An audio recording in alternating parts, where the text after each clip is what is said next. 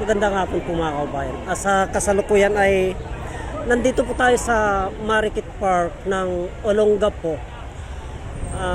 Dito po sa pasyalan mga kaubayan,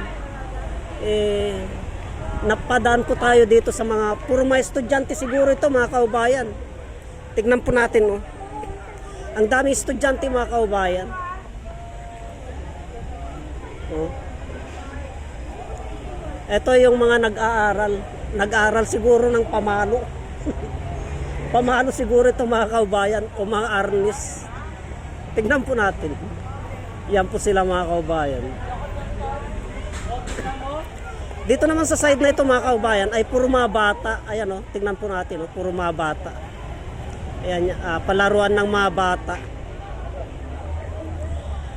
Ito po, nung araw mga kaubayan, nung araw, itong Marikit Park na ito ay pugunan po ito. Pero sa tagal ng panahon mga kaubayan ay naging pasyalan na po ng mga estudyante. Ang gaganda na po mga kaubayan. Ito, pagmasdan po natin itong mga ito, itong mga estudyante na ito.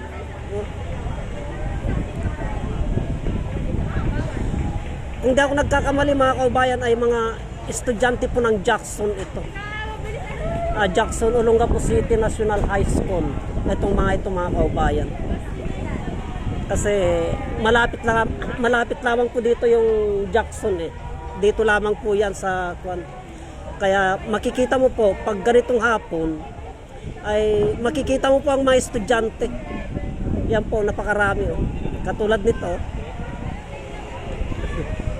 Hindi ko alam kung anong laro ito mga kaubayan, kung arnis ba ito o ano.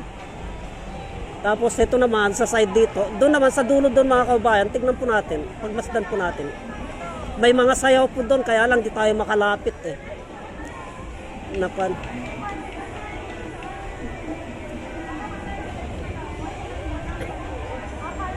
Lalo na siguro kung mabandang alas 3, alas 4, napakarami po dito mga kaubayan. Napakarami pong estudyante dito. Pagbasdan po natin yung mga banda roon, ang gagaling sumayaw, hindi lamang po tayo makalapit. Yan po. Hindi lamang po tayo makalapit doon kasi baka makopyright po tayo eh. Kaya dito lamang po tayo. At lalapit tayo sa banda roon mga kaubayan. Tignan po natin doon sa banda roon para ma-transit po natin. I-transit po natin sa loob. Kaya lang hindi po tayo makakalapit. Hindi po tayo makakalapit doon sa parte doon kasi baka makopyright nga po tayo. Kaya hanggang dito lamang po tayo sa area na ito mga kaubayan. Yan po. Ang laki ng pinagbago ng Marikit Park na ito mga kaubayan. Yan po.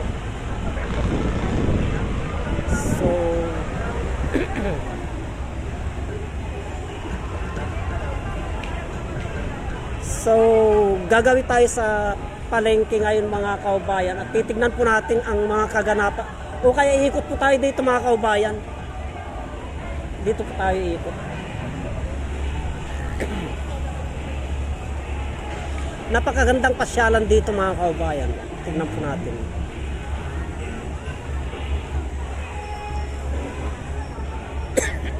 Napakalinis po ng Marikit Park.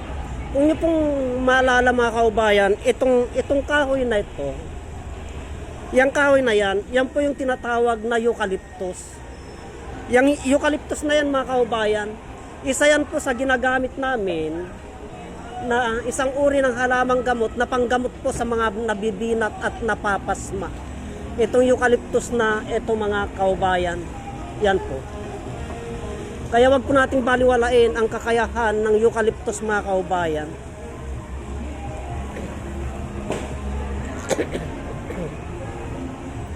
O meron din kwan dito mga kaubayan. Meron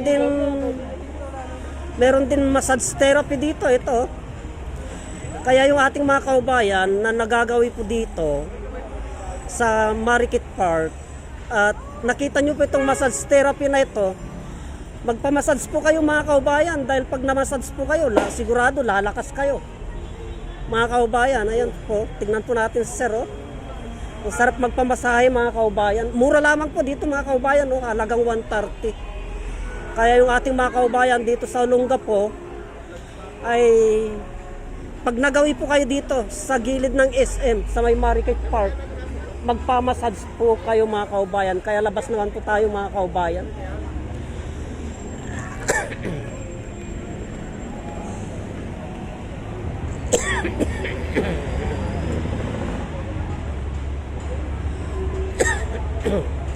Napakalinis po. Ang laki po ng pinagbago ng SM